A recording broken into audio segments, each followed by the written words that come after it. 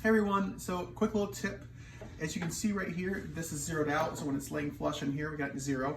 And then here's the real trick. You take it, you put it onto your blade over here, is the festival, so now I can see it's at 90 degrees. Now I can loosen this up, and let's say I want to set to 30 degrees. So if you come on in, you see here, this can be a little bit finicky.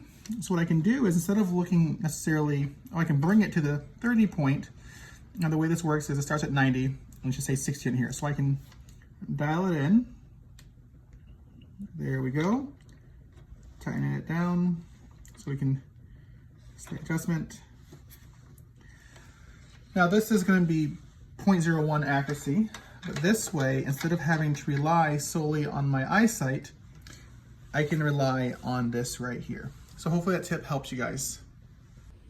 One last thing I want to mention is, if you look right here, I can push this down and that will affect the angle. So make sure that when you're calibrating your scale here, that you do have this firmly pressed down, otherwise you could get a false reading.